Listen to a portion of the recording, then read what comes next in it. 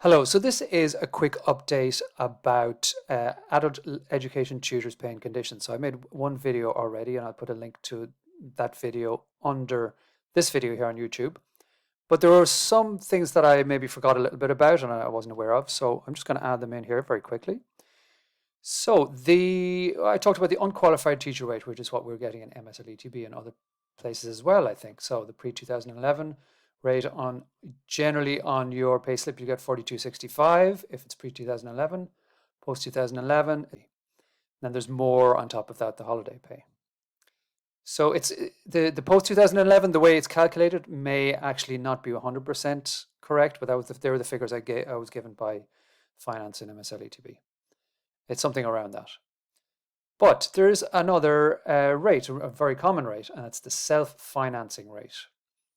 So what is a self-financing rate? Well, it's a total of 40.57, but on your payslip, it comes out at 37.32. It seems a lot of people are getting that. And it also seems that there's no difference between pre-2011 and post-2011, I think, but I could be wrong. But I can't find any difference. So it seems to be that everybody is getting that rate. So let's have a look at this. Why the self-financing rate? Well, what is it? Well, you're given it because it's a very low rate. That's why the ETBs give it. In fact, it's the lowest rate they could find. They obviously had a search for the lowest possible rate that was on their books, and this was it.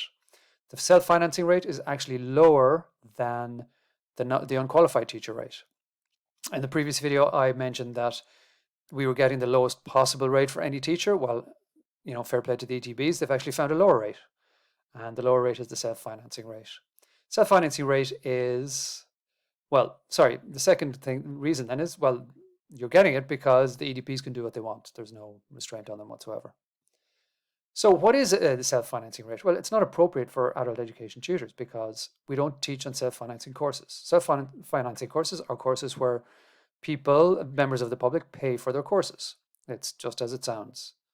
They pay for their courses, and nobody pays for our courses. We are teaching on publicly available free courses. So a self-financing rate is completely inappropriate for an adult education tutor. It's chosen solely because it's the lowest possible rate the ETBs can find. There's no other reason for it. And you can ask them to try and defend it. They won't be able to defend it because there is no reason for it. So what should you do? Well, ask your ALO or AEO to explain why you're being paid the self-financing rate. There's no reason for this at all. Ask HR to explain. Good luck with that. I know a lot of people have trouble getting HR to explain anything.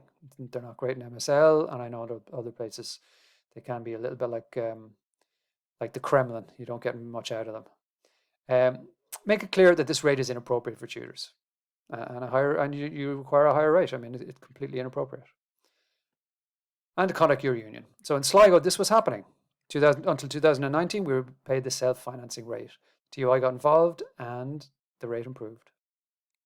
It improved to the unqualified teacher rate, which is itself an insult, but it's still higher than the other one. So I also didn't mention a little bit variations in conditions. Some ETBs laid tutors off for 15 weeks, so they're laid off the end of June. That's the case with MSL.